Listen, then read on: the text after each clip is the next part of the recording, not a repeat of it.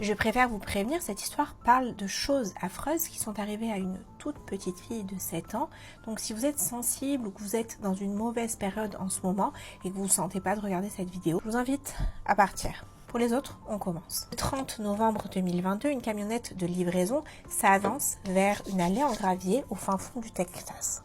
À l'intérieur, un colis pour une petite fille. Ce sont 6 poupées Barbie de la collection You Can Be Anything. Tu peux devenir tout ce que tu veux. C'est un cadeau de Noël. Il est destiné à une petite fille de 7 ans qui s'appelle Athena, mais elle ne l'ouvrira jamais.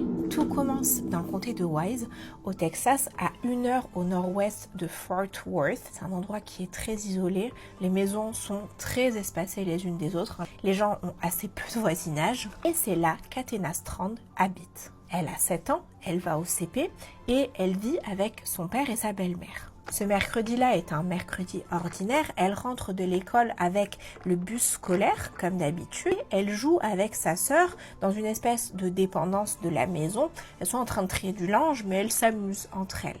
Il est environ 17h30 quand la nuit commence à tomber. 18h41, sa belle-mère appelle le 911 parce qu'Athena a disparu. Il n'y a eu aucun cri, aucun témoin, aucune trace de lutte dans cette maison. On parle d'une petite fille qui disparaît entre sa maison et une dépendance sur un terrain privé. Et il faut que vous compreniez bien un truc, c'est que dans cette région, il n'y a pas grand monde et il n'y a que des maisons qui sont isolées au milieu de la nature, entre des bois et des étangs. Donc un enfant qui disparaît dans ce contexte-là, ça peut être grave très très vite, surtout s'il tombe dans un cours d'eau. Ce qui se passe ensuite, honnêtement, ça fait partie des plus grosses mobilisations civiles qu'on ait connues. En moins de 24 heures, tout le monde est alarmé. Le shérif, les Texas Rangers, le FBI, des hélicoptères sont envoyés sur place, des chiens, des drones thermiques et surtout plus de 200 bénévoles viennent porter main forte aux forces de l'ordre. Ils cherchent tous une petite fille perdue, persuadée qu'elle s'est éloignée de chez elle et qu'elle est tombée malencontreusement dans un cours d'eau. Sauf que les enquêteurs, eux, assez rapidement commencent à avoir un problème. Les chiens pisteurs qui ont été envoyés sur place ne suivent aucune trace vers l'extérieur de la maison.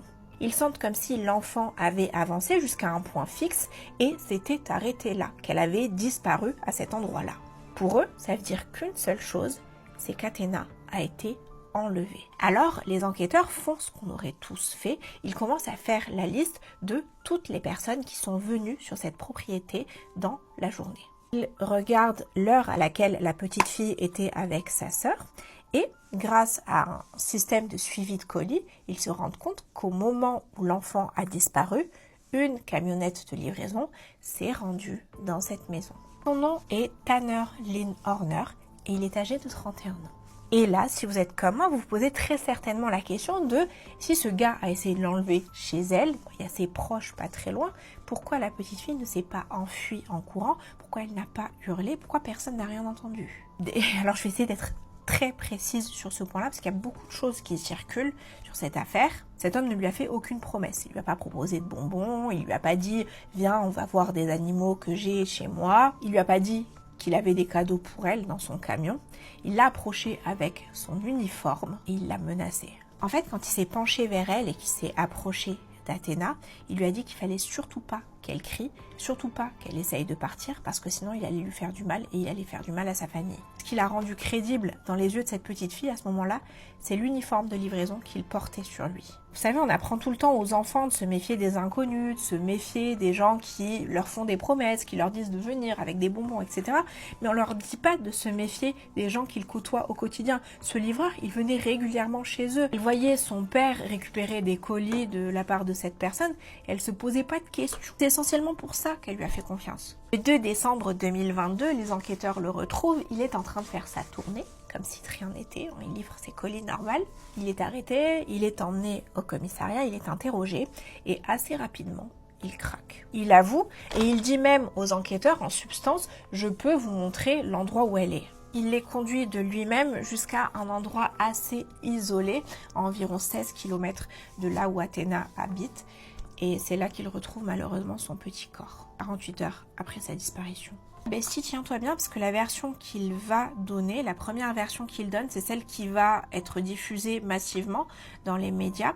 En gros, il explique qu'il a fait marche arrière, qu'il l'a percutée avec sa camionnette sans faire exprès. Il a dit qu'elle n'était pas gravement blessée, qu'elle arrivait à parler, qu'elle a dit son prénom. Et il dit ensuite qu'il a paniqué, qu'il avait peur qu'elle raconte à son père ce qui s'était passé, qu'il perde son job.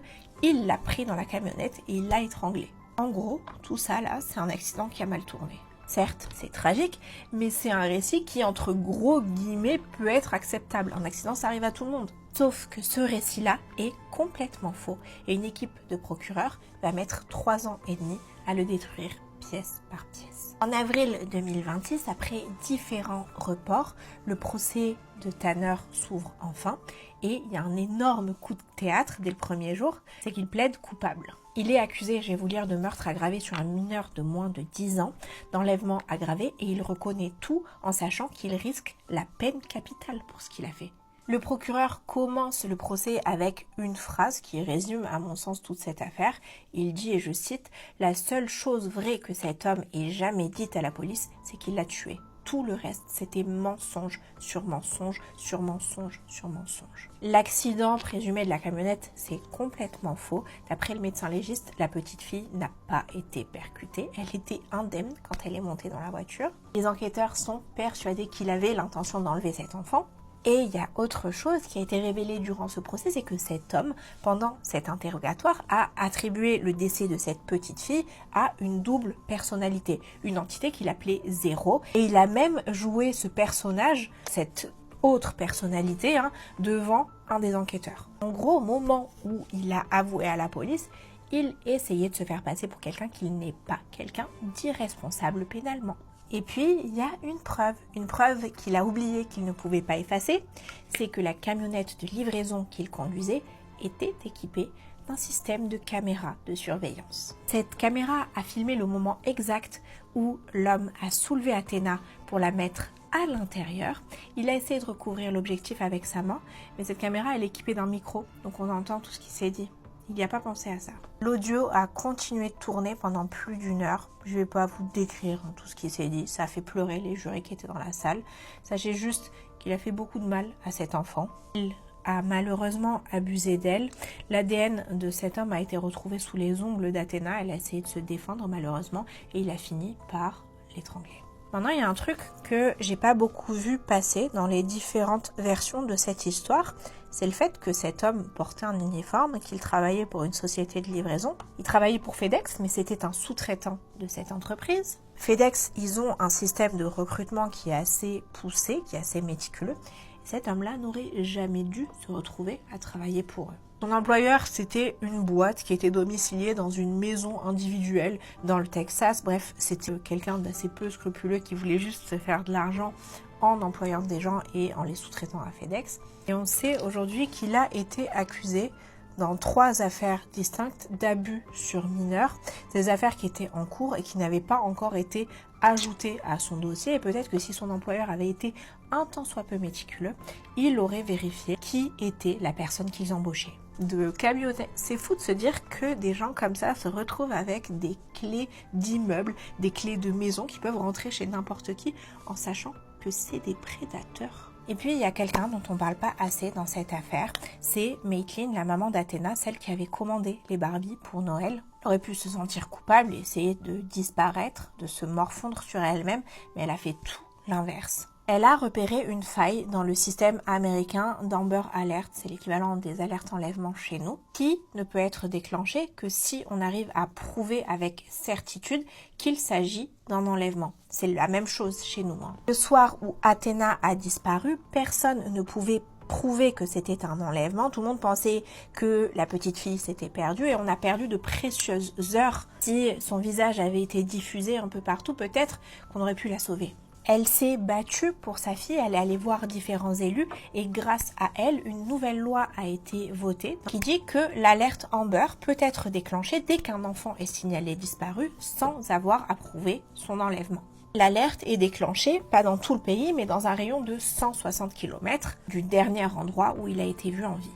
Le dispositif en question qu'elle a réussi à créer s'appelle l'Athena Alert. Le 5 mai 2026, après environ un mois d'audience, le jury a enfin rendu sa décision. Tanner Lynn Horner a été condamné à la peine capitale. Il est condamné à mort. Et avant de terminer cette histoire, j'avais envie de vous poser une petite question pour qu'on en discute ensemble.